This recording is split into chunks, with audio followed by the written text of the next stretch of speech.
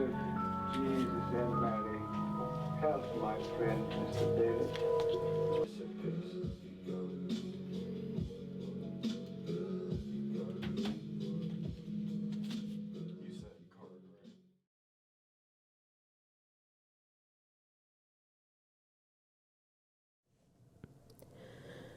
For me, the lotus flower symbolizes the cycle of creation, the cycle of life.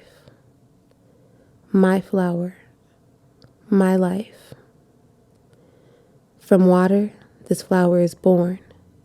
From the womb, we are the same. From under to over. My roots are murky and they date back many years. I, the living product of my ancestors who fought their way to survival. Somehow they won.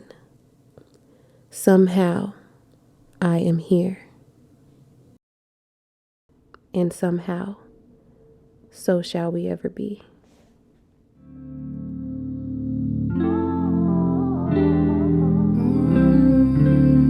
Yeah, wasn't what I was expecting, but it's better than nothing. And now I'm rapping on this beat. You niggas thought I was frontin'. I'm just doing me, nigga. I ain't worried about nothing. Cause in my purpose and my power, I ain't worried about struggling. When I was 12 years old, my grandma told me I'm the chosen one. Didn't know what she meant. I was just rhyming for fun. Taking lesson after lesson till I thought I was done. Then she passed in 16 and passed me the baton. I was forced to find my power and demand that shit back. Breaking curse after curse through myself on this track. To prove to myself the depth and the wealth that runs through my veins can't sit on a shelf. It's the room, it's the view, the sadness inspires you.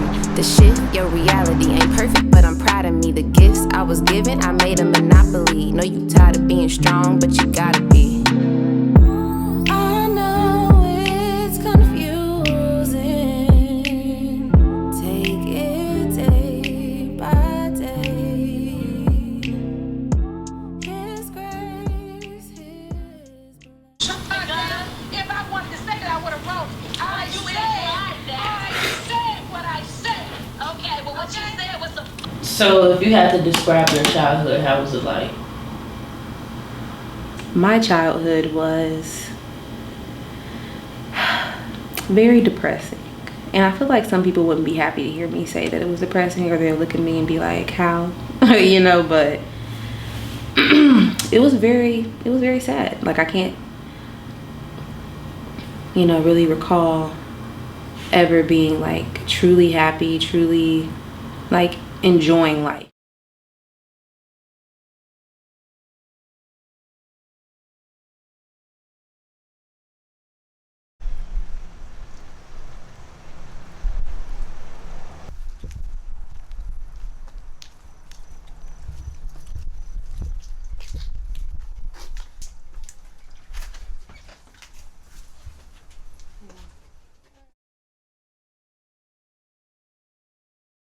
Are you uncomfortable? Mm-hmm. Do you not want to do this? Let's go. I mean, it's it's too late now. My name is Gwen Johnson. I am 50 years old. I have 5 children. I have been on my job as a compliance analyst for going on 23 years. Actually, it'll be 23 years this next week. I've worked for the same place. I've worked in healthcare for almost my entire adult life. Things that are important to me are God, family, and education. So while, she was definitely able to provide financially and made a lot of sacrifices to do so. And I can only imagine, like having 5 kids, like finances is gonna be like your main focus, like your primary, because you have to have money to take care of kids. Like, you just have to. So like, I get it. So I'm not trying to take anything away from her in that respect, but it lacked on the emotional side. And so because the emotions lacked, whenever there was discipline, there was just always intense discipline. Like, I don't know, it was painful. It was very painful. So starting out, I lived in a household with my mom and my grandparents, her parents. And then at 10, my mom remarried. And then she gave us the choice of whether we wanted to stay there with my grandparents or to move away with her. So I lived with my grandparents. You know, my grandfather was a preacher, so that kind of dictated a lot of things. I didn't get to go a lot of places that like kids my age did, and you know, like I didn't wear pants until probably I turned 18. It was probably the first time I did that. So I didn't get to do a lot of those things that other kids do. You know, whatever the case may be, I'm aware. And while I can be aware of her story, I can also be aware of mine. And that was the fact that although she did the best that she could, it wasn't conducive to a healthy and loving, nurturing environment that a child needs. I think the fact that I would try to go to my mom, like the one, my caregiver, you know, like the one person who should make me feel, you know, comfortable. I think feeling like I couldn't go to her made me internalize everything. I would try different ways to communicate with her. I would write letters sometimes and like slide them under her door. I would send emails. And I remember one time I sent an email, and in the email, my intention wasn't to come off as if I was, you know, asking for anything or trying, because she had taken my phone, and I think she thought I just wanted my phone back. When in reality, like, no, like, I'm really trying to talk to you. But I remember her replying back and saying something, but it was so, like, it was so blunt. It was like a one sentence thing. I sent this long email. Like, it was just, you know, I just wasn't met, like, receptively. Like, it sucked. Like, it really did. And so I think I held on to these things, you know, for a long time.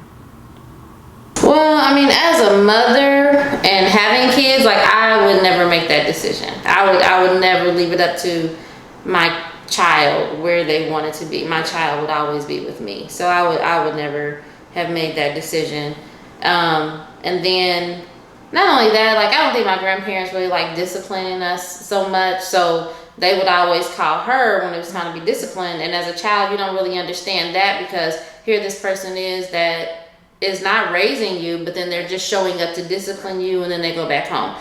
No, so I never understood that. But, you know, my grandparents, I just figured that's it. They didn't want to discipline us, or maybe because of their age or whatever and stuff like that. So I just don't think that was the proper way to do it. I would have rather they did it, you know, since they were my parents. I felt not loved. We weren't the kind of family that said I love you all the time, and we didn't really give hugs all the time. I really remember a lot of my interactions with my mother to be negative. Negative mainly around money. It was always, you know, a hassle when it, you know, came to money. And the thing is, I'm aware that she had 5 children and she did it by herself, and, you know, whatever the case may be, I'm aware. This is the introduction of what love is before you start interacting with other people.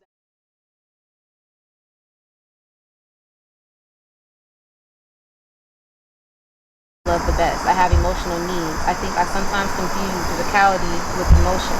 I react to suspicion, confusion, and ultimately fear with a detached analytical approach. I was trying to read myself. You did though. You did. I don't give a fuck. Like, I'm just at that point in my life where I just don't care no more. Like, as a child, I was a people pleaser. Like, I would try to make her happy. I would try to, like, apologize. I would try to, like, you know, whatever. I remember being hung up on. I remember doors being slammed in my face. Something that was a big thing in my house, especially with me, because, you know, I had 4 siblings. There was 5 of us, but I made, like, amazing grades, like, effortlessly. Like, when I would take tests, like the I-step and stuff, like, I would pass, like, off the chart. Like, my little line would be off the little thing. Like, my mom just thought I was just gonna be some, I don't know, Albert Einstein or something. I still feel like I'm Albert Einstein. Shit, I feel smart as hell. I think I'm a genius. But she, I don't know, she had like these big dreams, but she kind of fueled that too. And she always mentioned like money. Like money was a big thing. Like she always felt like you should make a lot of money. And doctors make a lot of money. And so like my focus was, when I would think of career, I thought of what makes money. And that was pretty much it. But then in 6th grade, we had a career fair, a career day or something. And you had to put a whole presentation together, like for what you wanted to be, like when you grew up. And I chose a chef. I came in, I mean, I had like the measuring cups, the bowl. I mean, I had a poster board for it. Like, I remember vividly, like being a chef. Like that was what I wanted. So I think subconsciously I knew that medicine was not what I was going to be doing, you know? But I don't know. I think I was just really driven by other people's dreams, you know? I mean, at first it was scary because I didn't want to, I didn't know how to tell my grandparents. I didn't want to let them down. And I didn't know how they would react. And then I even thought about just like, kind of like running away, which, but I didn't do that. But anyway, actually, I think I left for a day because I was trying to decide like how to handle it and how to tell them. And so because they didn't see me all day, like they were really worried. They didn't know where I was. And I was here. I was just kind of like at the mall, I think, just kind of walking around, just trying to figure out what I was going to do. And so the one person that I had told, she told them. So then when I went back home that night, I still didn't say anything. I was just kind of in my room. And then Papa said, he asked me to come in his room. So I did. And he was just like, he said, we know what's going on. And he said, and you know, he said he loved me. Yeah. And he wasn't going to mistreat me or shun me or anything else. He just made me promise him that I would marry him. I always, I guess, thought like if there was just an understanding, if you just understood how I felt, you know, you wouldn't be so upset or you wouldn't be so angry. And I'm not going to say she beat us down the block and, you know what I'm saying, like all types of shit. I'm not going to say she did that because she didn't.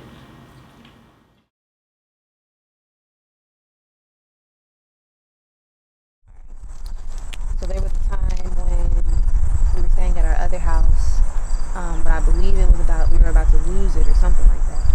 And we had to leave, and so we came here, and we were renting this house. And I guess the rent was like cheaper than what the monthly payment was at our original house. And so we had like a family friend staying like in the house while we were here. And I'm not sure how long we were here. I don't even know if we were here like 2 years, maybe 2 years. I honestly can't recall.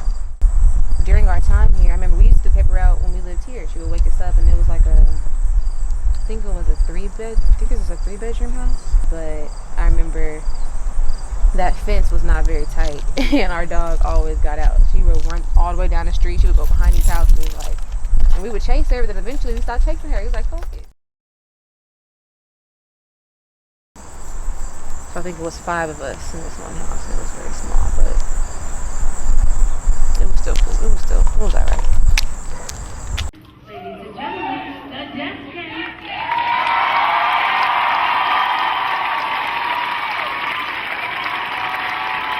I loved it. I love show choir. Show choir was like my favorite thing ever to do. Like I did culinary in school too. Like I did the culinary class. I was like a 3-hour class every day. And that was fun as hell. Like don't get me wrong. Like I love cooking. That was very fun. But show choir, like that was like my life. I don't know. It's just fun like going on stage, performing, the costume changes, like how intense it is, like how you have to be ready, like, you know, like it's a time crunch. You gotta put makeup on, you get all dressed up in these costumes, like performing just gives like another feeling. Like it makes me feel like alive. Like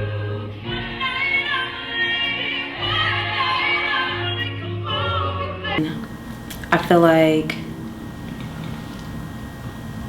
I just express myself in so many different ways. You know what I'm saying? Like cooking is just one of them. Singing is just one of them. But when I was a kid, I never imagined being like an artist. I never imagined making music. And I think I never imagined that because I had people in my family who were trying to make music, you know, and I would just hear people in my family make negative comments all the time, like, they trying to do this music thing, they need a real job, they just that and third, blah, blah, blah. You know, they never really encouraged something like that, which is very ironic, but they never encouraged anything like that. So I don't even think that was ever even something that crossed my mind, like something for me to pursue. I just did choir in school and just, you know, made do with that, so. When I started school in New Orleans, I was so thankful. I wanted to be, this sounds so bad, but I wanted to be somewhere where my normal life couldn't reach me. I wanted to recreate myself. I wanted to become a new person. And school in New Orleans, I mean, shit. Like, I'm 11 hours away, you know? I wanted to be somewhere where if somebody wanted to come visit me, they couldn't without me knowing. That sounds so bad, but it's the truth. I wanted to run far as possible. And now that I think about it, that's exactly what I was doing. I was running. I was running away from what I couldn't escape, which was my life. I was trying to like follow a girl yesterday, trying to see where they go with their stuff. But I know I did escape for a little while. I did escape for a little while. Going to New Orleans was such an experience. It was the highest of highs and it was the lowest of lows. Let me tell you. Being in New Orleans healed quite a few parts of me and started the healing process for a lot of different things. Because after my grandmother passed, my hall director actually told me to go to counseling. I didn't know that I needed counseling. I didn't go up to her and tell her that I wanted to do counseling. I didn't say a goddamn thing to her about counseling. But as soon as I got back, she was like, go over to St. Joe's, which was our, I don't know, I guess our resource building on campus. And she told me to go see one of the counselors, and one in particular. And I would go pretty consistently when I felt like I needed it. But in moments where I felt pretty good about myself and pretty good about life and where I was, you know, I would kind of cease to go. And then I would always come back every single time I felt myself slipping again, which was often. I would say it took willpower and it took like the desire to want to be different, you know, like to not want to be sad because I was so sad. I just didn't like feeling that way, you know, like all the time. I mean, it was, goodness gracious, it was like encompassing. Like, I mean, like, you know, I don't know, it was a very bad feeling. And it was either, it's pretty deep and dark, but it was either suicide or, you know, get it together. Like, those were my two options. There wasn't a third option. And she always, my counselor, so graciously accepted me and my appointments. And, you know, like I've cried so many tears in her office. She was truly like a great listener. She was a great person, so much so that I even emailed her after I left school to let her know how much of an impact she had on my life, because she did. And that was the beginning of a lot of my healing journeys. Some that I'm still on today. Some that, I was going to say some that have concluded, but I don't think we're ever truly finished healing. No matter how healed we want to be, we heal all the time. There will always be more to heal. There will be always more to learn and to grow through and to see and to experience. And that's what New Orleans was for me, an experience. As a child, I used to experience something called sleep paralysis. A lot of people are familiar with this, and for a lot of others, it comes in the form of, you know, scary demons, or they'll see something at the edge of their bed, or, you know, something like that. I felt things. I felt energies. And as a child, I would say this began maybe around, I don't know, 11 or so, I don't know. And so when I would experience sleep paralysis, it would be as if I was in like a limbo land. It was like I was awake. I knew I was awake, but I couldn't move. I couldn't lift a finger. I couldn't talk. I couldn't do anything. I was stuck. I was paralyzed. But I would feel like a gripping around my neck, a weight getting heavier and heavier. And I remember being so afraid. And I would call on God in my mind. I would use my thoughts and I would pray. And I would just call on God. I would think about God. I did whatever I had to do. And the more that I called on Jesus, the more I called on God, the lighter the pressure became.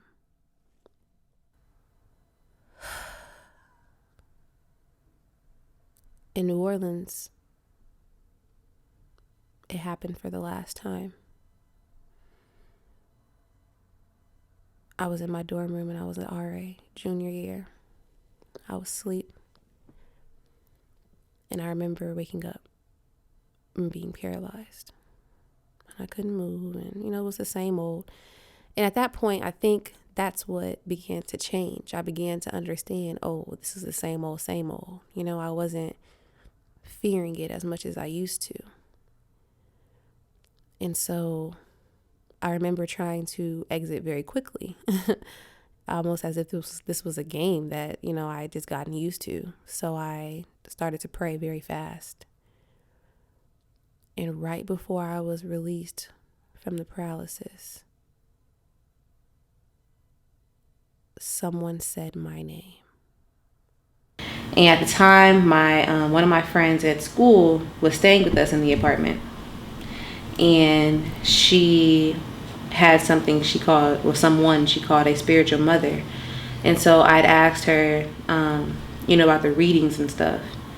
And she gave me her number. So I texted her, she told me how much it cost, and I couldn't afford it. So I said I would, message her whenever I had the money. And she was like, okay. And then she texted me like 5 minutes later and was like, call me.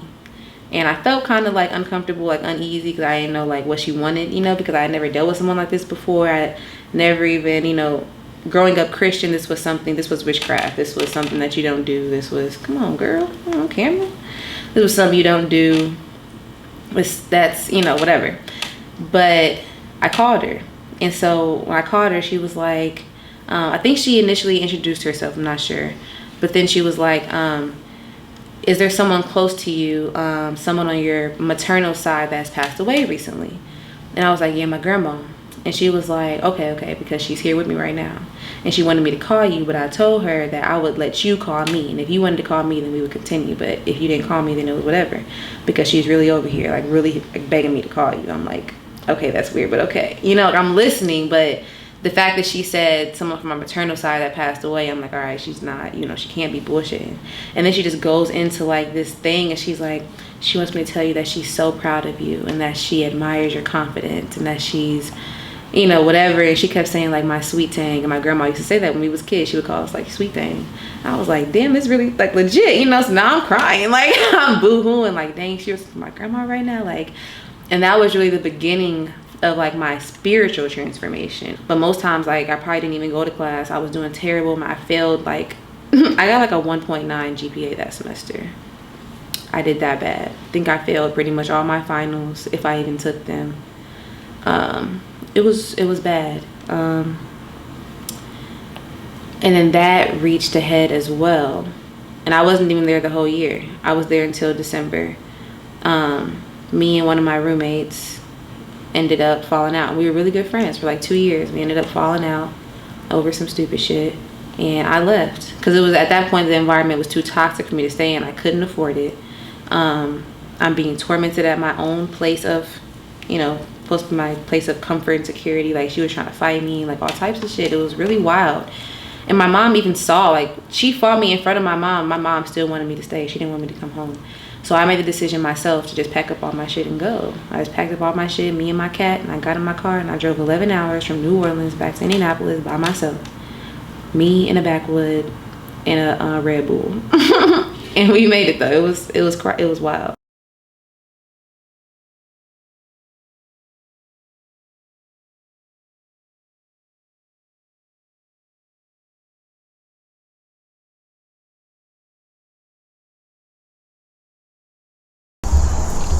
I do in moments like this. Yeah. Like I love, like nature makes me feel like rejuvenated or something. and understood. It clears my energy. Definitely clears my energy field. This is a letter to my father, or rather sperm donor. And I think it's a shame that I have to do this in place of the interview that we were supposed to do. I just find it so funny. Not really. How you simply refuse to follow through. And I could go into detail, but I won't. I could be upset and angry and cuss you out and try to make you feel bad, but I won't. Because you know exactly what it is that you did not do for all of your kids. Every single last one of them. Even the one that you live with, you subject to less than ideal actions, visuals, smells, behavior.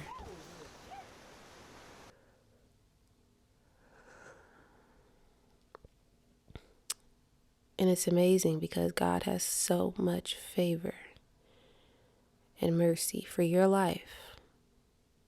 That is why you are still here. Nobody but God. And still, you fail every single day as a father.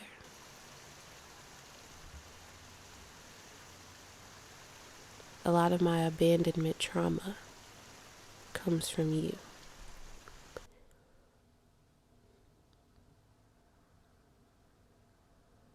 Because you just simply aren't there. No explanation. No understanding as to why my dad lives in the same city as I, and I still can't see him. He still doesn't want to see me.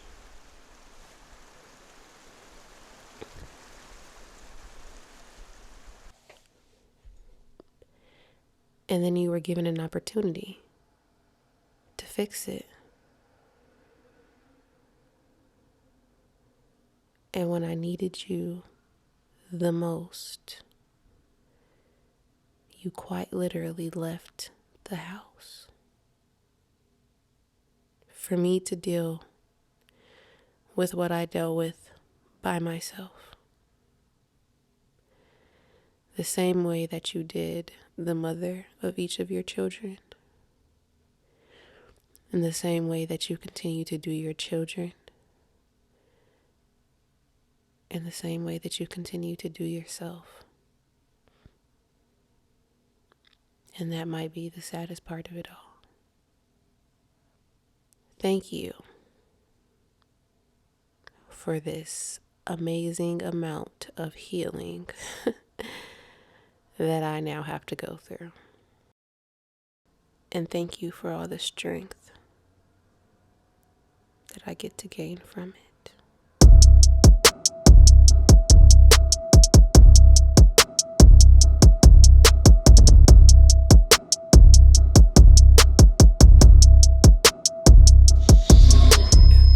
Jody, Jody, Jody, Jody, Jody,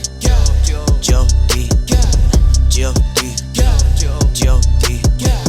Jody, Jody, watch me go, go, go, go, go, go, go, go,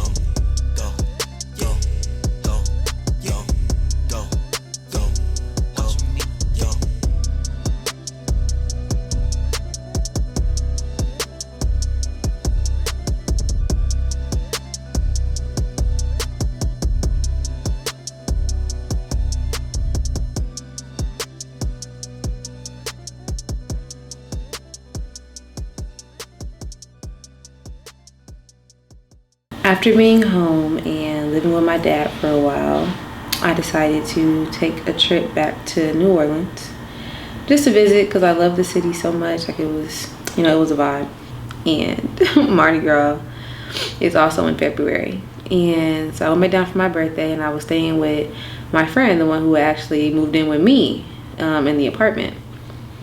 And we were going to get weed. That was the original pickup, was weed.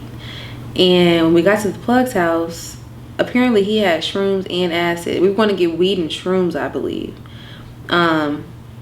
But then all of a sudden she's like, let's do acid. Like, he had acid drops or whatever. She was like, yeah, I've done it before. Let's do acid. I'm like, okay, that's like intense. But I was kind of hesitant, but I went with it. And we went to the store, got some candy, like some Sour Patch Kids, and he had acid drops. They were in tabs. He puts the drops, she took 2 of them. I only took 1. Yeah. She did 2 drops in 1, and I just took 1 drop. I don't even know what word to use. There's no words to describe that experience, because in such a short amount of time, we went through so much. Like, there was so much information given to me. And at one point, I remember him telling me that we waited until your birthday for this. We waited until your birthday to do this. I'm like, what the hell are you talking about? He kept asking me if I remembered him. It was a lot. It was intense. I'm like, no, like, I don't. I'm pretty convinced at some point they were reading my mind. I'm pretty convinced. Probably can't change my mind otherwise. I am convinced. Not pretty, I am. And at some point during the night, he asked me what my name was. He asked me who I was. And I told him my name is Zuri. And that just came from inside. I don't know how else to describe it, but it came from my soul. Like, and we looked up what Zuri meant. And it meant beautiful, pretty, just any word to describe, you know, pretty, gorgeous, you know, all that. And it was so peculiar to me that I said Zuri. And we ended up watching like different YouTube videos of like different famous like artists like Ari Lennox and Aaliyah. And he was like, that's gonna be you one day. I'm like, who are you? Like, and what is going on? Like, what the fuck? Like, I promise I said what the fuck at least 70 times that night. Like, I didn't know what the fuck was going on. I was so confused. I was so lost, at the same time so interested. Like, I was so intrigued. At the end of that whole experience, like, he and I don't have contacts. We don't speak. I don't remember him. Like, I don't know. But he told me I was black for a reason. And he just left me with like a lot of gems. And that's where Zuri came from. Like, that conversation. He asked who I was, and I said Zuri. And ever since then, things just started to progress. After I began the process of my healing journey, I became more aware of my true spiritual journey. The thing is, we're all on a spiritual journey, whether we perceive it or we don't. This journey begins before we are born and continues long after.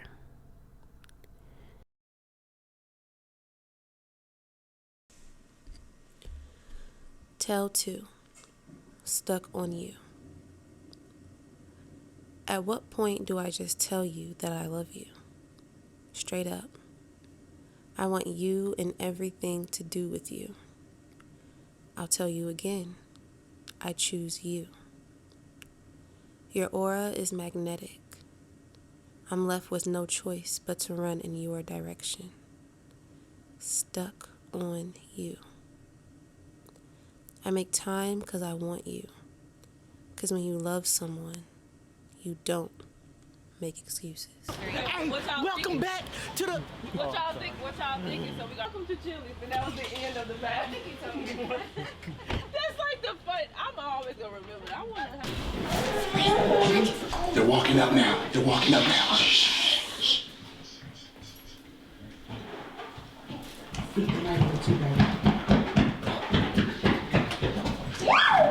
Ready?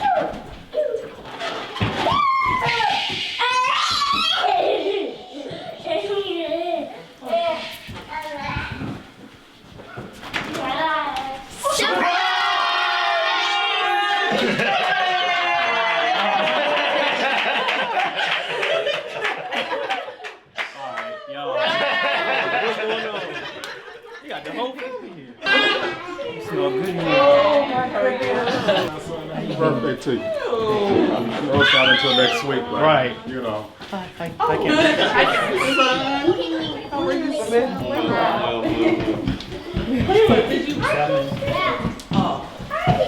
missed out on breakfast, huh? You said what? Man, I missed out on breakfast. You definitely did. I thought you was in the garage getting high. Yeah, you too. This is my girlfriend. Oh, you cried. Yeah, I'm happy with you. I'm happy too. My whole family. You look different. Love you too. I'm feeling happy. Thank you. This bench feeling a bit upset. You go for the I mean, it was pretty good. It looked good. Is anyone hungry? It's ready, yeah. I know we have some people that don't eat meat. Now stop. Are you bald? Naeem, are you bald? It was a very big surprise. I wasn't expecting nothing of this at all. So I want to thank my girlfriend for one, Nay. Hell, for most part, honestly, I don't even know who else to thank. God and Nay, those two. Really, I was not expecting none of this. So for her to be able to put all of this together, it means a lot. Ow, you grabbed my earring. Okay. Are you mad? I am, man. I thought you would be. Keep that. Everything. Good. Is that what she had on yesterday? That was she was over here.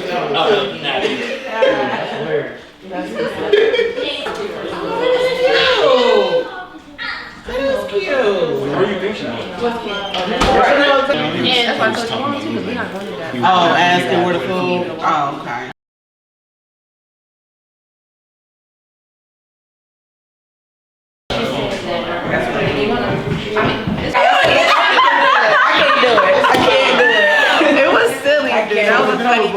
If I can come in one more time, I'm not playing. Yeah, no, like that's how I felt. Like literally, I just realized some stuff. Angela said, well, he's still playing, so he ain't the chameleon. Event center off of Benford. It was called Living Life Full of something like that. It was nice though. It was a nice little like spot to be. Okay. Nothing to you. That's cool. What's up? Oh, my turn. It's called hardcore until. Oh, it's hardcore. Yeah. It's called hardcore. Keep it real. Keeping it real. For real. Oh, she was ready for that. No, She said, well, wait a minute. Here she goes. I don't like it. See, like, I just. So we like put on this. This might have lost it. Not even. Close your ear here to get some of the stuff. This is Sean and Kobe, guys. Hey. How y'all doing? What's up? What's going on? Just want to make a toast to family and to love. But I'm toasting to the fact that everybody really came out for this, and I really appreciate it. I put a lot of work into this. Yeah. Great. Thank you. Happy birthday. Happy birthday. Happy birthday. You do. Messing with me? I'm gonna burn myself. You Drop started. the wax on the candle and the cake and shit. I mean, and stuff.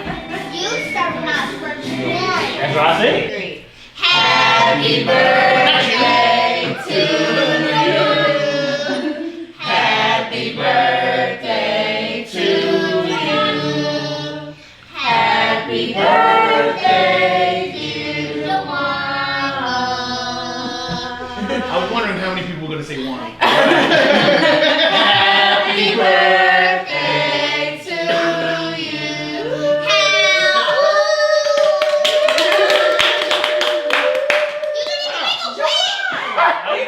So ready to go. Something that has become so mainstream, but is seriously so vital for your success is to heal. Heal your mind, heal your body, and heal your spirit. A lot of the things that we have to heal are not ours. They come from those who come before us. Believe it or not, this is not just some spiritual mumbo jumbo bullshit. This is real life. This is genetics. This is, yes, you can still feel the pain of your ancestors. All the things that they were silenced from, all the things they could not do, all the burdens that they had to carry. All that gets passed down. And if we don't heal it, we subject our children to the same pain, to the same hurt, to the same powerless feeling that we all feel sometimes. I feel powerful. I feel powerful now, but that was after a lot of healing. That was after a lot of confrontation. It's been years, and it's going to continue to be years, you know? And it seems so long. I'm only 24 at the time of this recording, but I would say I've been on my healing journey since I've been about 20. So it's only been 4 years, but it feels like forever that I've healed so much concerning mommy issues, daddy issues, you know, whatever it is. All the trauma, feelings of low self-worth, feelings of low self-esteem, feelings of being voiceless, being powerless, feelings of not being able to choose my own path, not having a choice, not having a voice, not having a reason, just having to come into this world and work and work and work until we die. I can't do that. I won't do that. That is not what our ancestors wanted. That's all they had to do. They were forced into that. We have to break free from that. So whether it be counseling or therapy, art, creation, expressing yourself through music, through painting, through drawing, sitting by large bodies of water and just allowing the wind to wash away. It's as simple as a meditation. It's as simple as a visualization. It's as simple as closing your eyes and wishing it to be so.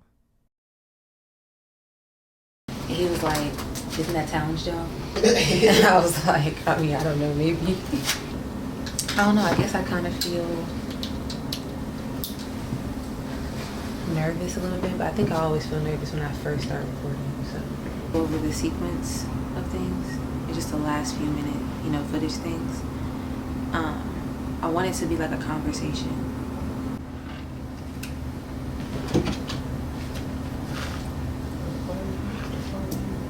To the club. I've known about that street since I was a little kid and I never been there. That's how you know. I mean, it's lit. But it's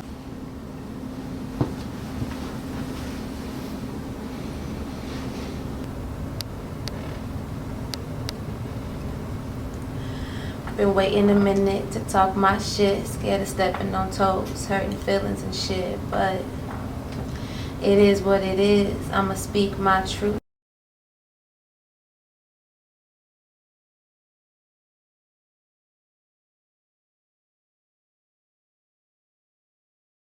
They fuck with me, never said too much, but to know me is to love me, and with no thanks to you, but all praise to the one above me.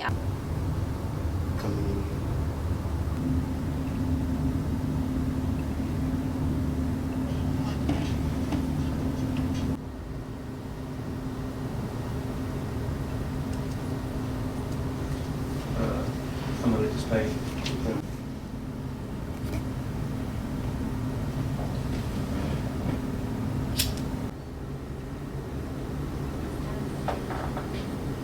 Sound better? That's good.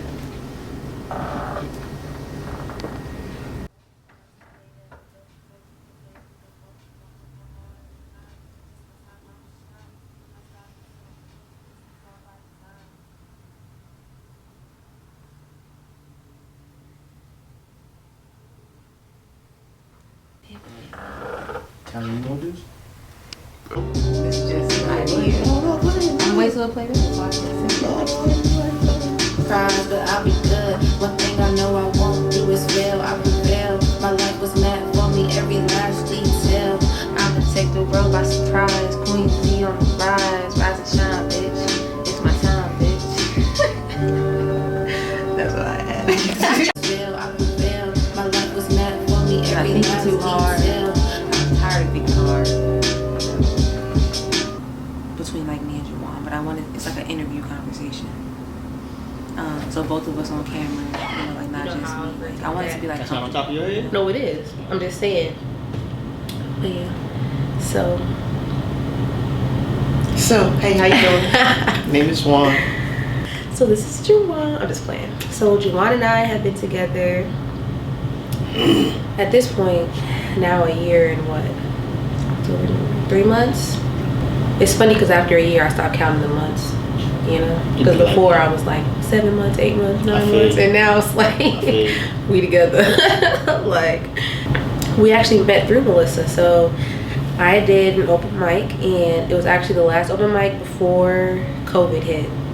And I made a habit of going to open mics every single month. And I told myself I was going to get up and perform at one of them. And then the one I finally performed at, COVID hit. So I couldn't ever go back again, which was so unfortunate. But after I performed, Melissa, which was a family friend before she was actually my friend. She was my brother's friend.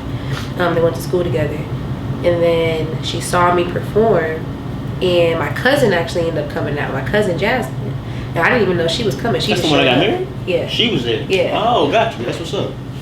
I didn't even know she was coming. That's why it was so heartwarming for me, because I was there alone. And originally I was supposed to go with one of my friends, and she ended up bailing out at like the last minute. We were both going to perform and all that, but she ended up bailing, and I was like, well, I'm gonna still go. And at the time, like, well, it was right before COVID hit, so I was like, I was starting a new job, but I had just started. Yep, when I came back, I went to New Orleans. When I came back from New Orleans, I had just started the job, so I didn't have a lot of money yet. And my phone was off at the time too, so I couldn't even like go in there and like play on social media or anything. Like I was just there, like so I opened my notes and I was just like writing lyrics and shit and writing poems. And this random guy like came over and started having a conversation with me, and then my cousin came in. So like, by the time I went to perform, like I actually had support, and it felt really good. But after I performed, Melissa saw that I knew Jasmine, and so then she hit me up.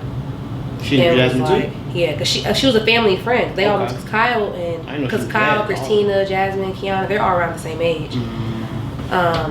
So by seeing that I knew Jasmine, she was like, oh, like she put two and two together, and she made me do a song with her.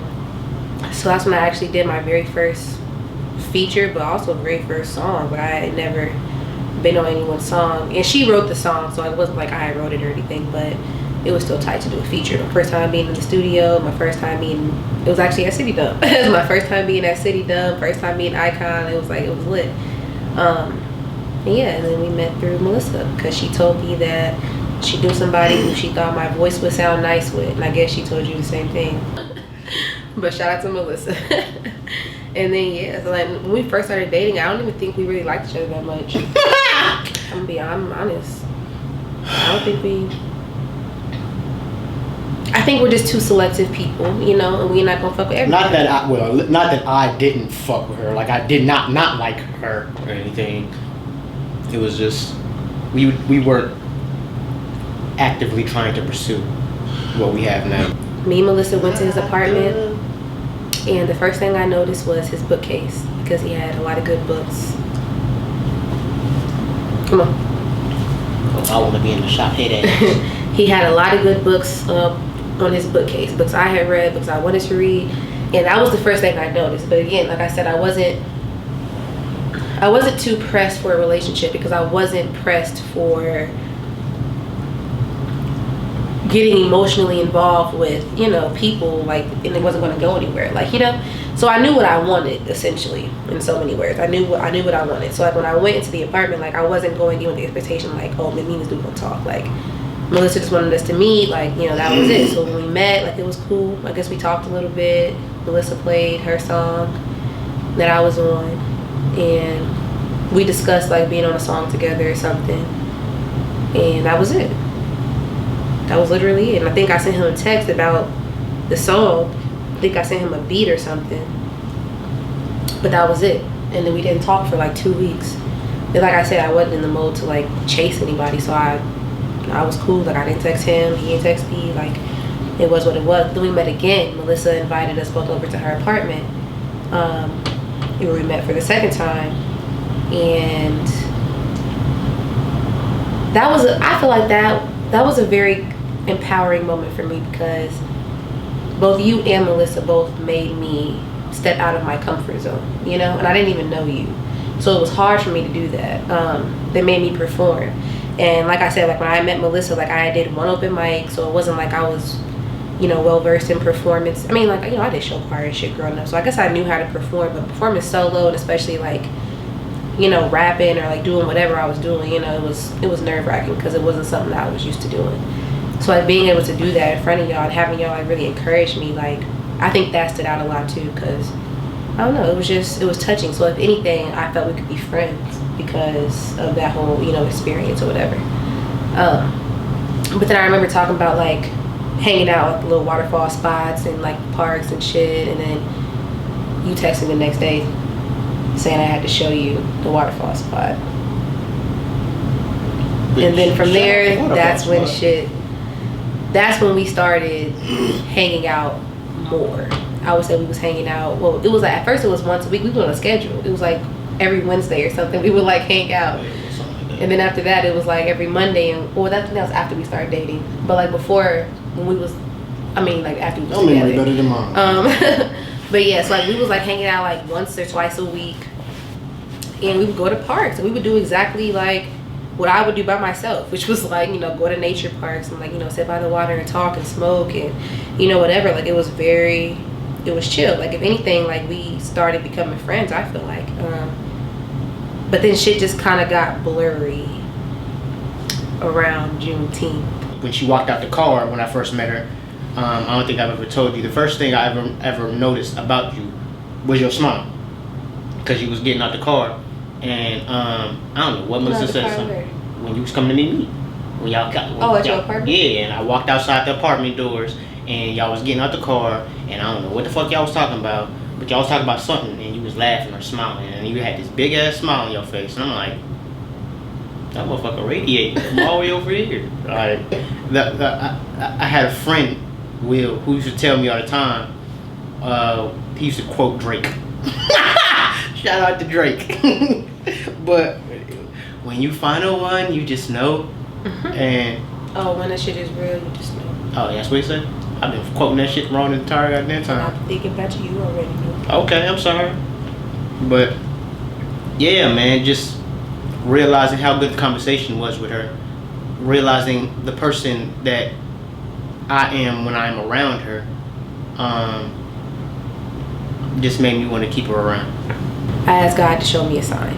I was like, God, give me a sign. Give me a clear sign if this is something that I'm supposed to be doing. Like, if this is something that I should pursue, let me know. If it's not, let me know that too, because I'm not about to be out here. You know, because like I said, when I met Juwan, I was already in the healing space of like not dealing with, you know, every single man I come across. Like, you don't have to date every dude you come across. You don't got to make everything romantic. Like, you don't got to do that. Like, and that's what I was in the habit of doing, was like trying to romanticize like all these relationships with these different dudes and getting my feelings hurt because, you know, they, you know, whatever.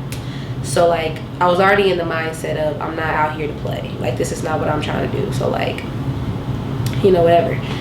But when we were at Juan Solomon and he was mentioning why he thought we should be together, he mentioned investing.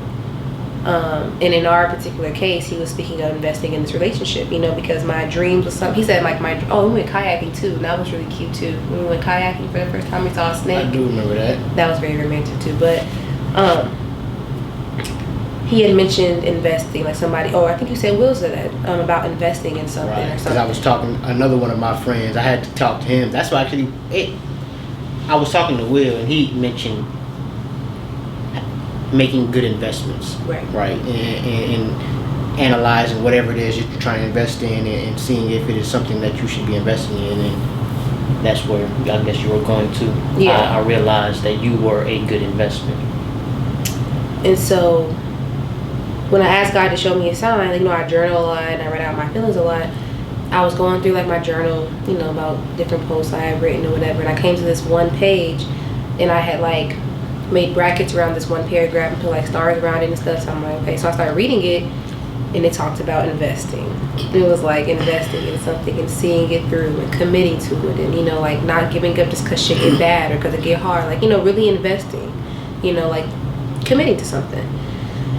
So I was like, God, is that your sign? Cause it was kind of like super clear to me at that point, because the fact that he said invest, and I saw like, you know, literally a post that I had, you know, written, and it had been a little while ago. It had been like over a month or so that I wrote that journal entry, but seeing that made me, I would say that made me say yes. I would say my decision was based on a lot of faith in God. It's been a lot of trials. I would say especially in the beginning, because I feel like even though we made that commitment to be together, there was still, I think we both still had a lot of questions. I think we both still had a lot of hesitance, apprehension, like, I don't even know, should I trust this person? Like, is this what I want? You know, like, I think we were questioning the relationship. The first couple months we got together, like I said, I think we was both still questioning it. And so that's what brought up like my fear of abandonment and like, you know, anxiety, like severe anxiety I had, you know, surrounding relationships, period, because I was like a people pleaser. I was kind of arrogant, I'll be honest, you know, because when he would show like moments where it seemed like he wasn't that interested, like I would get so annoyed. I'm just like, what are we doing? Like I would be so upset. And it wasn't even that he wasn't interested. These are assumptions that I'm making in my head, you know, because I'm like, well, he's acting like this and he's doing this and he's not saying that, so it gotta be this and blah, blah, blah. You know, and it was like a lot of weird shit going on. Like, I don't know. It was just so interesting. Yeah, I feel like all of our low points are really just bringing into awareness things that we need to heal or that we need to work on or that we need to adjust, you know? And I think we do that, which I think is why we're still together. Because when we get to those low points, like he said, we could talk about... We choose to understand. Yeah, we could talk about everything. The one thing I want her to be and to do is just to be vulnerable. Like, I fall in love with her more the more she allows herself to be vulnerable around me. Because when you're trying to hide shit or trying to cover things up or not be vulnerable, it makes me feel like you're not trying to tell me something. Like you're trying to keep things from me. And I don't... In a relationship when I'm with somebody who I feel like I can tell everything to and who I'm wanting to do and be everything for, it's like I would expect that person to do the same thing for me. So, I mean...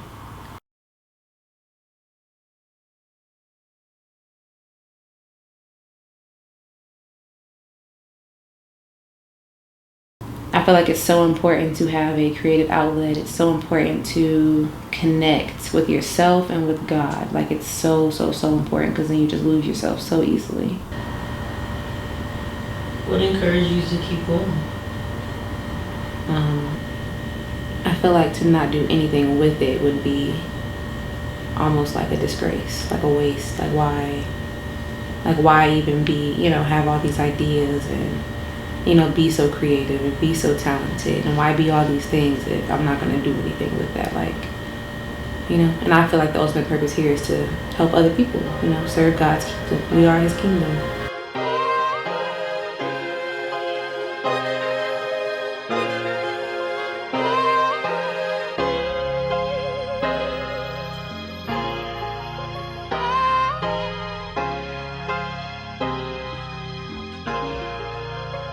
Got it bumping.